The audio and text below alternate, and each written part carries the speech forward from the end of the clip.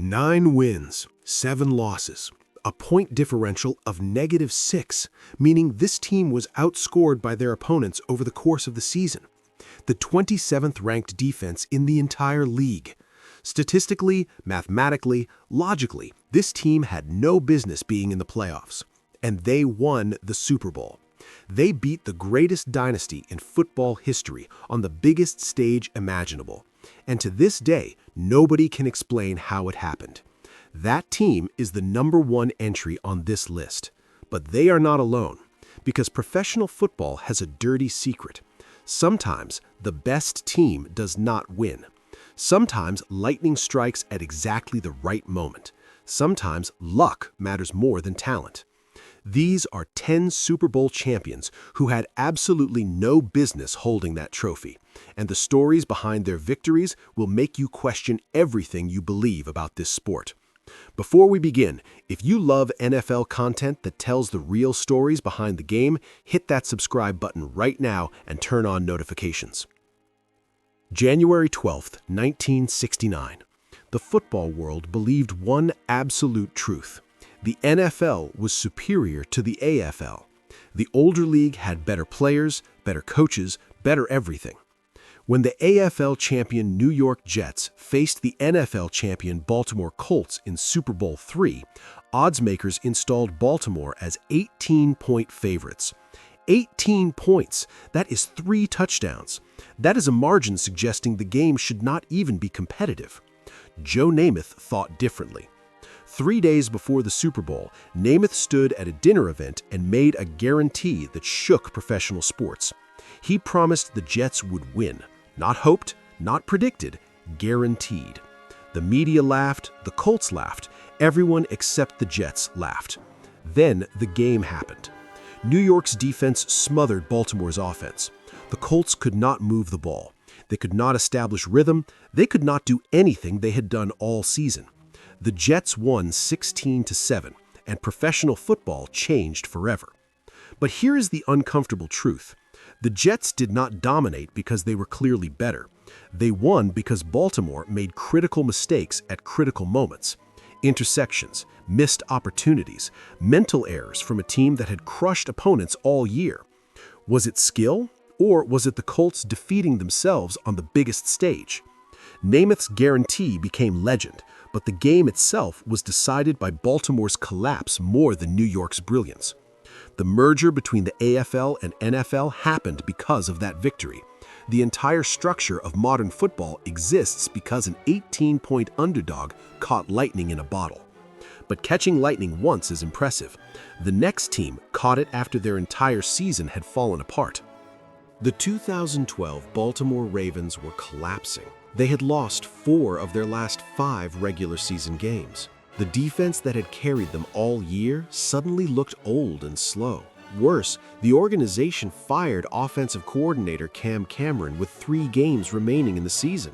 Teams do not fire coordinators during the stretch run of a playoff push. That level of desperation signals internal chaos.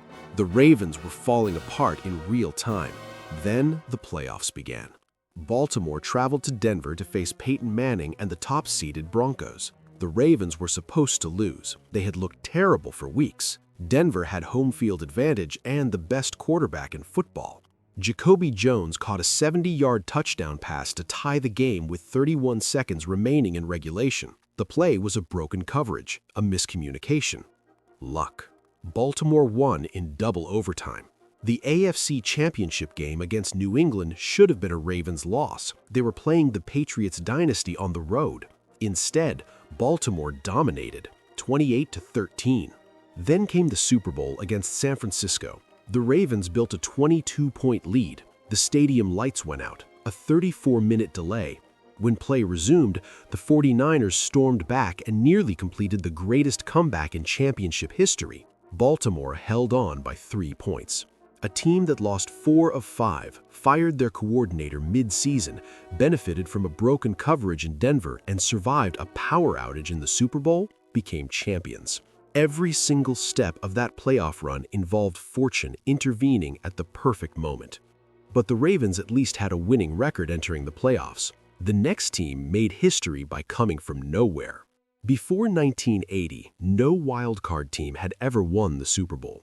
The path was considered impossible. Wildcard teams had to win 3 road games against opponents who had earned home field advantage. The math said it could not be done.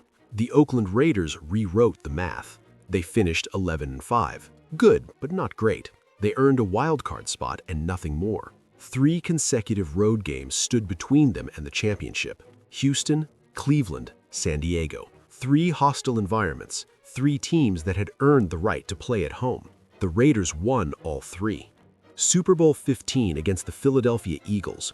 Oakland was not supposed to be there. They were not supposed to survive the wild card round, let alone reach the championship. And yet, Jim Plunkett threw 3 touchdown passes. The defense forced 4 turnovers. The Raiders won 27-10. A team that could not even win their division became Super Bowl champions. But here is the luck. Philadelphia's starting running back, Wilbert Montgomery, was injured and ineffective. The Eagles abandoned their rushing attack and became one-dimensional. Oakland's defense could tee off on the pass without respecting the run. 1 injury, 1 strategic limitation, 1 path to a championship that should not have existed. The Raiders proved wild cards could win, but the next team proved that a wild card could win even when their quarterback was historically terrible. The 2005 Pittsburgh Steelers were the 6th seed, the lowest possible playoff position. They had to win 4 consecutive games just to reach the Super Bowl. No 6th seed had ever accomplished that. Ben Roethlisberger led them there, and then Ben Roethlisberger nearly lost them the championship. Super Bowl 40 against the Seattle Seahawks. Roethlisberger completed 9 of 21 passes, 123 yards, 2 interceptions. His passer rating was 22.6. That is not a typo. 22.6, historically bad, embarrassingly bad, a performance that should have ended in defeat. The Steelers won 21-10. How? Seattle defeated themselves. The Seahawks had a touchdown called back on a controversial penalty. They had a critical interception negated by a questionable whistle. Their quarterback, Matt Hasselbeck, threw a costly interception while being tackled. Mistake after mistake after mistake. Pittsburgh did not win Super Bowl 40. Seattle lost it. The Steelers were handed a championship by officials, by errors, by fortune smiling on them when it mattered most. Ben Roethlisberger has 2 Super Bowl rings. One of them came from a game where he played like a backup quarterback having the worst day of his life. The ring does not have an asterisk, but the performance deserves one. Speaking of performances that should not produce championships, the next team lost to their division rival twice and still won it all. The 2007 New York Giants finished 10-6. Respectable, but unspectacular. They lost to the Dallas Cowboys twice during the regular season. Their quarterback, Eli Manning, was considered inconsistent at best. Their opponent in the Super Bowl was the 18-0 New England Patriots, the greatest team in NFL history. The only squad to complete a perfect regular season since the schedule expanded to 16 games. Tom Brady, Bill Belichick, historical inevitability. The Giants won 17-14. The game came down to 1 play. Eli Manning was being tackled. Defensive linemen had their hands on him. The play was dead, except Manning somehow escaped, heaved the ball downfield, and David Tyree caught it by pinning the football against his helmet while falling to the ground. The helmet catch. That play defied physics. It defied probability. It defied everything that should happen in football. Manning should have been sacked. Tyree should have dropped it. The Patriots should have completed their perfect season. Instead, the Giants scored a touchdown 4 plays later and ended the dynasty's dream. 1 play, 1 catch that required supernatural intervention. 1 championship that exists because the football gods decided to embarrass perfection. The Giants were not better than the Patriots. Everyone watching knew it. New England dominated the entire season and lost on a play that will never be replicated. Luck does not get more obvious than the helmet catch. But that Giants team at least scored touchdowns consistently. The next team went 5 consecutive games without their offense reaching the end zone. The 2000 Baltimore Ravens went 5 consecutive games in the middle of the season without scoring an offensive touchdown. 5 games. Their offense was so incompetent that they could not find the end zone for over a month. They won the Super Bowl. This is not supposed to happen. Football requires offense. Championships require scoring. The Ravens ignored that logic entirely. Their defense was historically dominant. Ray Lewis led a unit that allowed only 165 points in 16 games. Opposing offenses simply stopped functioning. The Ravens did not need to score because the other team could not score either. Super Bowl 35 against the New York Giants. Baltimore won 34-7. The defense scored a touchdown. The special teams scored a touchdown. The offense did just enough to not actively lose the game. Trent Dilfer was the quarterback. He completed 12 of 25 passes for 153 yards, 1 touchdown, no interceptions. A performance so mediocre that the Ravens released him immediately after the championship.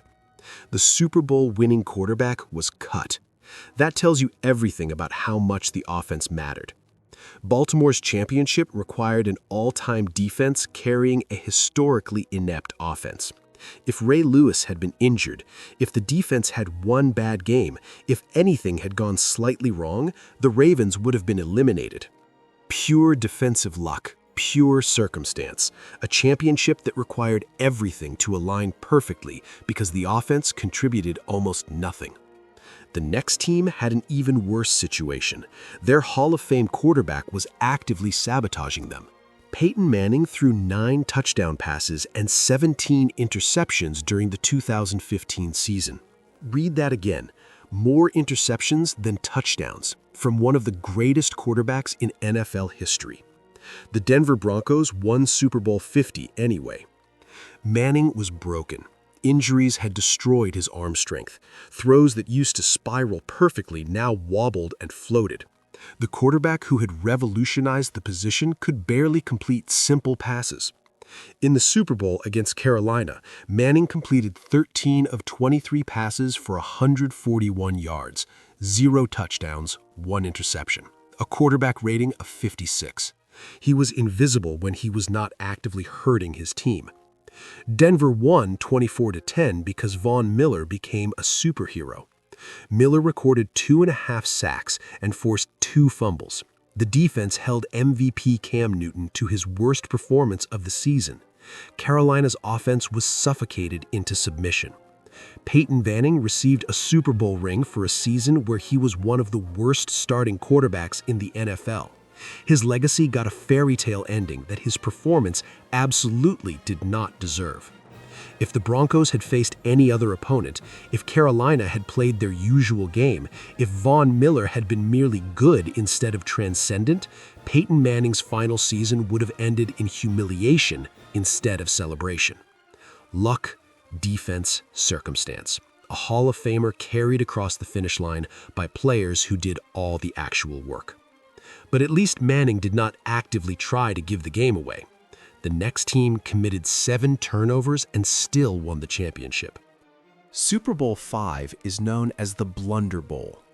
The 1970 Baltimore Colts and Dallas Cowboys combined for 11 turnovers in 60 minutes, football at its absolute worst.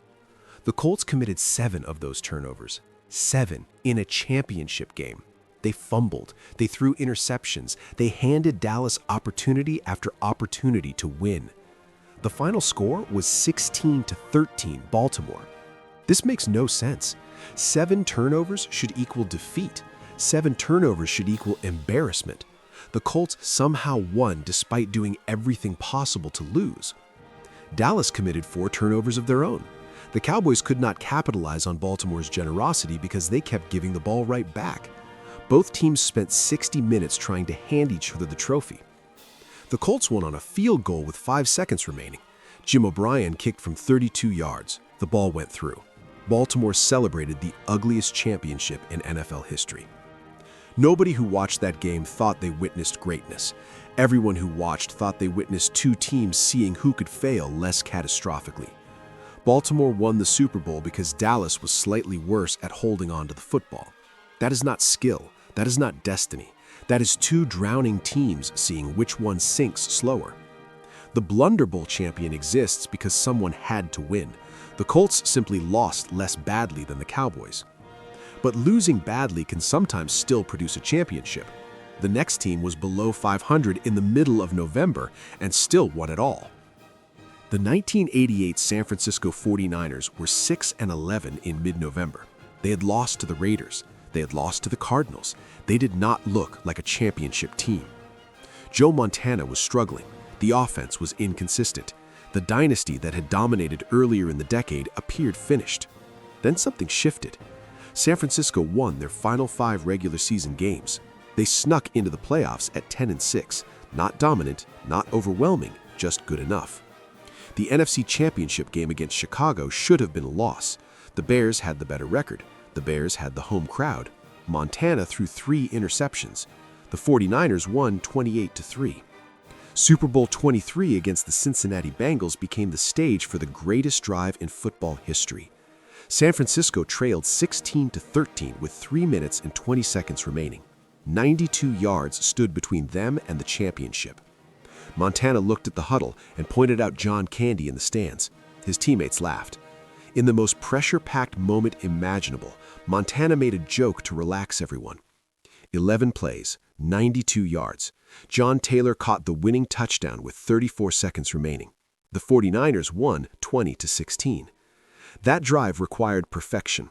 1 dropped pass, 1 missed throw, 1 penalty. The championship goes to Cincinnati. Montana delivered 11 consecutive successful plays when a single failure meant defeat. Was that skill, or was that a team barely hanging on, finally catching every break they needed? The 49ers were 6-11. They threw 3 interceptions in the NFC Championship.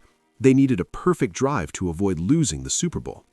Champions, but champions who balanced on a razor's edge and somehow never fell. The number 1 team did not just balance on the edge, they lived there the entire season. The 2011 New York Giants finished 9-7. They were outscored over the course of the season, negative 6-point differential. Their defense ranked 27th in the league. This team should not have made the playoffs. They should have been home watching other teams compete for a championship. Instead, they beat the 17-2 New England Patriots in the Super Bowl. The same Patriots who had lost to them 4 years earlier on the helmet catch. The same dynasty that had recovered and returned to dominance. The same Tom Brady who wanted revenge more than anything. And Eli Manning did it again. Not with a perfect performance, not with overwhelming dominance, with survival, with clutch moments, with luck that defied mathematical probability. The Giants' playoff run required everything to go right. They beat Atlanta because the Falcons could not stop the pass. They beat Green Bay because Aaron Rodgers had a rare, terrible game. They beat San Francisco in overtime on a missed field goal. Then came the Super Bowl. New England outgained the Giants by 129 yards. The Patriots had more first downs, more time of possession, more statistical dominance in every category except the final score. The Giants won 21-17. Mario Manningham caught a sideline pass that required both feet in bounds by inches. Ahmad Bradshaw fell into the end zone for the winning touchdown when he was trying to stop at the 1-yard line. New England could not score on their final drive. A 9-7 team with a negative point differential and the 27th ranked defense became Super Bowl champions. There is no logical explanation. There is no tactical breakdown that justifies this result. The 2011 Giants won the Super Bowl because the universe decided that Eli Manning would torture Tom Brady one more time. Some championships are earned through dominance. Some championships are earned through brilliance. This championship was earned through cosmic intervention. The luckiest Super Bowl winner in NFL history. The team that should not have made the playoffs, let alone won the championship. The Giants that proved luck might be the most important factor in football. 10 championships, 10 trophies raised by teams that defied probability. Some needed one miracle play. Some needed an entire season of fortune smiling on them. All of them required something beyond talent and preparation. The NFL sells a narrative of the best team winning. They market championships as proof of superiority.